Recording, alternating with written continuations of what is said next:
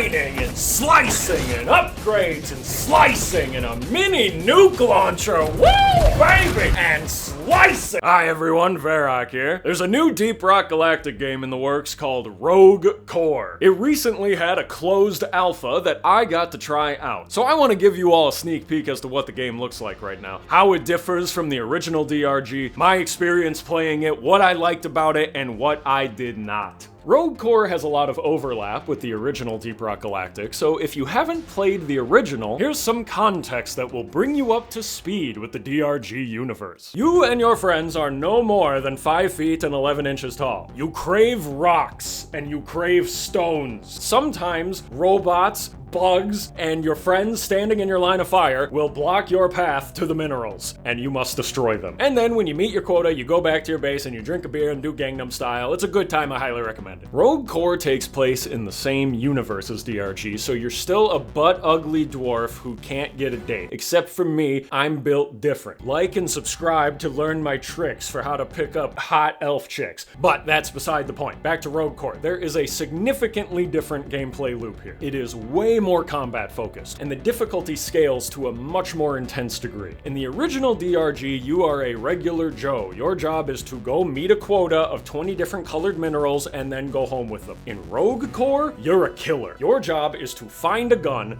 upgrade it into a handheld nuclear device over the course of at least 4 levels, and then shove it up the ass of every eldritch monster that gets in your way, including the final boss. If it has an ass, I'm not really sure. The point is, there's way more shooting than mining going on in Rogue Core compared to regular DRG. It is action, action, action. And I like that about it a lot. If you're a veteran of the regular DRG, you'll recognize a lot of the weapons and assets that are present in the world throughout this video. It's sort of a Ocarina of Time to Majora's Mask situation. Rogue Core has the same visual style, it's got the same controls, but it has a substantially different enough experience from the original gameplay-wise to make it interesting. The first thing you'll notice when you boot up the game right away is that the characters are completely different. In DRG, you got 4 characters: the scout, the driller, the gunner, and the engineer, and these guys are defined as characters by their loadouts. Rogue Core takes a completely different approach to this and has removed weapon loadouts entirely. You only use the guns, grenades, and utility items that you can find and upgrade throughout your current run. This means that sometimes you feel like a mix of classes because you've got scout weapons, but the gunner's zipline. Sometimes this means that you have 2 weapons, and sometimes you have just 1 weapon that you keep upgrading the entire game. But most importantly, no matter what, in Rogue Core, you have a combat ability. These are built-in abilities that define the 4 characters for this game. The first character is the Spotter. He's got 3 charges of his ability, and each use of it marks an enemy for death. Once an enemy is marked, everyone deals huge critical hit damage to that target, pretty much guaranteed, which is perfect for taking down large enemies. The Spotter is straightforward and very useful. Now, the Slicer is my absolute favorite, and probably the strongest class in the game right now. Every 20 seconds, his ability lets you charge up this energy sword on your arm. You do your best Arbiter impression, so you must be silenced. And then fucking obliterate everything in front of you in a giant arc of blood and guts. Oh. It's an insanely powerful ability. It doesn't even do friendly fire. You just spam that shit in a fight anywhere you want, in any direction, and you'll be useful. He's the best class in the game. It's not even a contest. Anyway, moving on. You shouldn't eat precious minerals. It will get you killed. Next up, we have the Guardian, who's a sort of defensive supportive role. If you right-click with his ability, you'll create a repulsion field around you that'll take up your entire meter over time. During this time, everything will be forced to run away from your literally repulsive presence. Really makes you feel like a fantasy dwarf that's never washed his beard before. Your allies aren't forced to run away though, they're used to the stench. This is an incredible defensive ability for your team when you're in the late game of Rogue Core, because the late game of Rogue Core regularly looks like this. Uh-oh. Oh, God. No. Please. Oh.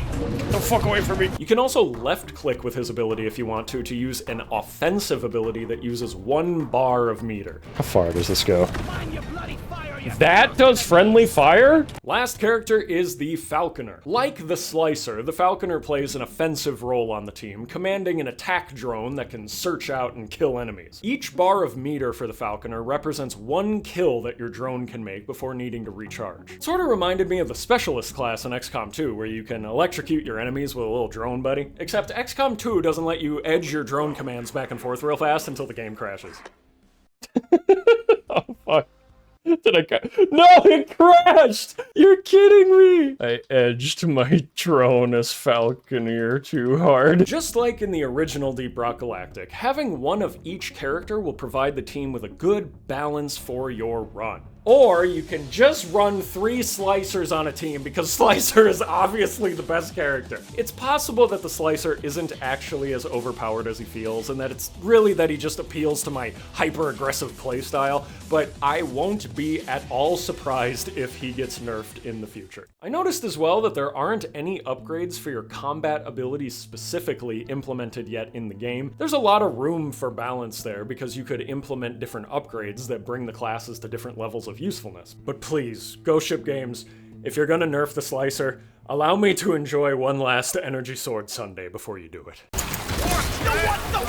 After you pick a character, you select your mission type. Right now, your choices are Facility 1, 2, and 3, with 3 being the longest and most difficult. You pick your level, you get your team gathered up, you punch these bags around, you clip into the wall by standing on this barrel, and you experience the nightmarish reality of a world with no textures beyond the walls, and then you head out on your mission. You'll go down into the earth. You walk out of your pod, and then you need to go forward and pry open your entrance into the planet. Extremely cool visually, and I like that it shuts behind you as well. It makes you feel immersed. You're not coming back the way you came. You're gonna complete this mission or die trying. So, you head forward, and at the start of every mission here, you'll find this room where you can grab your first weapon and your first equipment item. You'll spend a lot of time looking at this screen in the current state of Rogue Core, which is one of my main complaints about the game. You will see this screen anytime that there's a weapon, a grenade, equipment, or a regular upgrade to be had. Everyone has to gather around and make their choice one at a time. The selection order for who gets to pick first is random, you can see it at the top here, and then you each get to pick one at a time. My favorite mechanic, waiting. It just feels really bad. Sometimes you're dead last and you get the worst of all the available options, and there's literally nothing you can do about that if your teammates don't care. And why should they? They want to try out the rare and juiced up weapons too. You can't really blame them. I've got more to say on that, but first let's finish talking about the gameplay loop. You all pick a weapon and then you all pick a utility item. The pool for the utility item seems to be restricted to the platform gun, the drills, zipline, and flare gun. There's no grapple or shield or anything like that yet, but you may find those later. Make your choices, push forward, and you will officially be in the first level of your run. And the skull timer starts. This guy in the top left, he tells you how long you've got before the aliens in this planet get truly pissed. Rogue Core is much faster paced than regular DRG. A lot of it due to this timer, and I like it a lot. You are on a serious mission and you need to upgrade as fast as you can before shit gets real. Not that DRG can't get crazy if you stick around too long, but in Rogue Core, once that timer turns red, there is an endless horde of these things with no breaks between the waves. They will jump right at you, so they're harder to kite, and they all love the taste of dwarf. I gotta say as well, I love this ticking noise that plays when the timer runs out.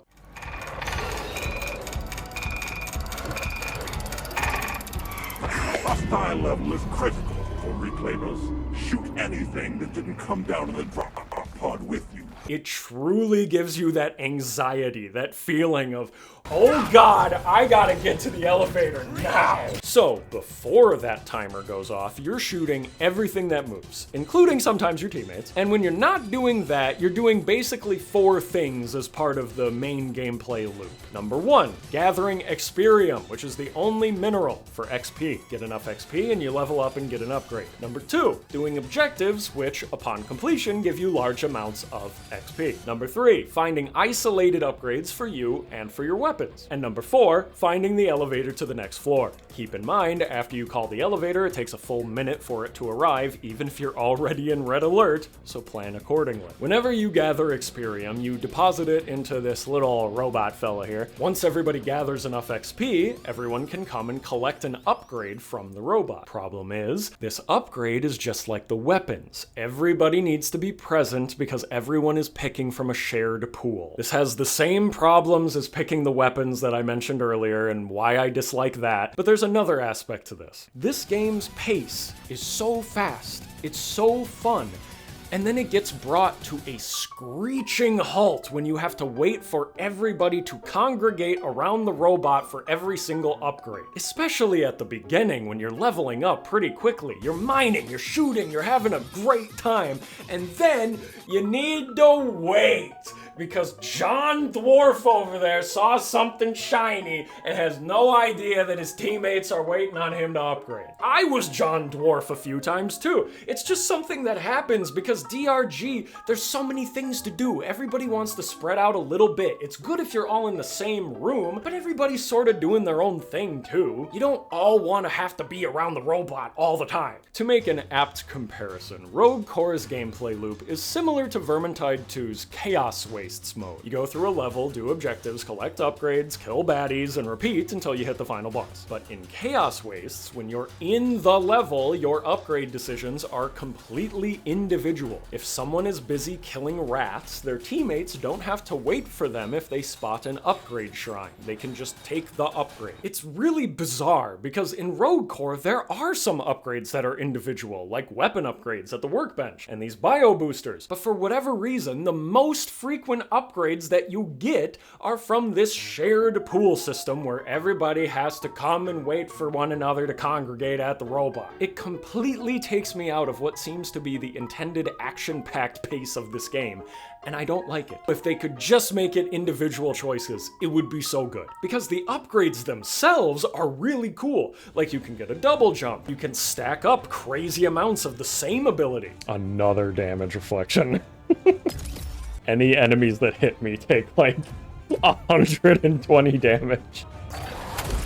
And kill themselves. The weapon upgrades are amazingly fun too. At one point, I had like 5 upgrades all on the same double barrel shotgun that I started with. I didn't even have a secondary weapon. I didn't need one. The boomstick had 6 shots, a tighter spread, more damage, and its bullets would ricochet to other enemies. It was so fun to use. And part of what made it fun was that the workbench where you upgrade your weapons wasn't something that I needed to wait for my teammates to use. You just use it and go. And also, when we're looking at the same pool of upgrades and everybody has to wait their turn to pick one, even if I did want to coordinate with my teammates to try to get everybody the best upgrade for their loadout or whatever, I have no idea what their builds are, and as far as I'm aware, I don't have any way of seeing them. I understand that, you know, this is a co-op game, so you need some mechanics to incentivize people to stick together. But I personally think that here, in this situation, that role of keeping people together might be better served by enemies that have mechanics that require you to save one another, like the Cave Leech. I would take another enemy that could incapacitate me to incentivize me to stay with my team, as opposed to the current mechanic, which is waiting! Let's talk about the enemies. The Cave Leech is one of the very few returning enemies from DRG, but as you've probably noticed, almost every other one is completely new. Instead of bugs and robots, you've got core spawn. What are core spawn? I have no idea. Ultimately, they're not dwarves, and that's a good enough reason for us to kill them. I'm from Deep Rock Galactic, and I say kill them all! Personally, I am a big fan of how weird and alien they look. Bugs and robots in DRG are cool, but some of these core spawn are actually downright creepy looking. I know some people will miss the old enemies, but I think having an entire new class of creatures helps Rogue Core feel substantially unique. The only bug enemy they brought back that's the same is this reskinned bulk detonator that you only ever see as part of this event where you can release it and kill it for tons of XP, which is fine. It's not a regular enemy, but I think I'd prefer if it was changed to be something totally different and alien like the rest of the core spawn. This was supposed to be a quick video that I was just gonna put out while I'm working on a longer project, so let me wrap up here and think, what else haven't I mentioned? There's level modifiers. I feel like these are pretty self-explanatory. You get to pick a few of these, and then after you get through 4 or 5 floors, you get to the final boss. By this point, the enemies are juiced up. They are jacked. But hopefully you are too if you found enough XP and weapon upgrades. Depending on your build, or lack thereof, this boss can be anywhere from trivial to nightmarish. The fight itself involves shooting the boss until one chunk of his armor is broken, then throwing one of these balls into the pit, and all while it and its waves of lackeys try to eat you. Repeat that 3 times, it'll blow up and cry out in pain, and then you win! Da-da-da-da! But it's a roguelite, so now you go back to the base, maybe pick up some upgrades that give you slightly more health or armor or capacity or whatever, and do it all over again. That's the name of the game, baby! Here's my final assessment. Rogue Core, even in its alpha state right now, has way more pros for me than it does cons. And with Ghost Ship Games having a pretty good track record of listening to their community, a lot more than some other devs, I might add, I think this game has the chance to turn into something really high quality. Will it be on the same level of quality as Deep Rock Galactic? Who knows, but I certainly hope so. With the kind of work that they do at Ghost Ship Games, personally, I'm optimistic.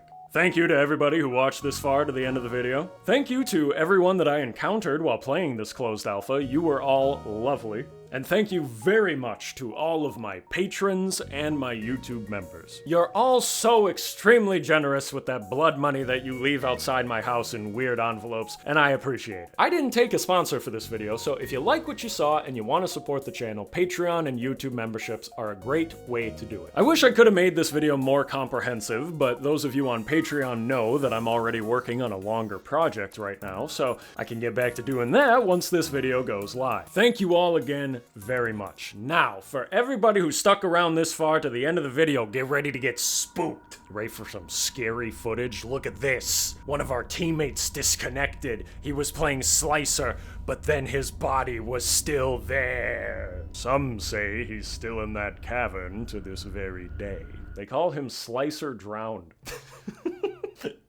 Okay, anyway, take care of yourselves. Bye-bye!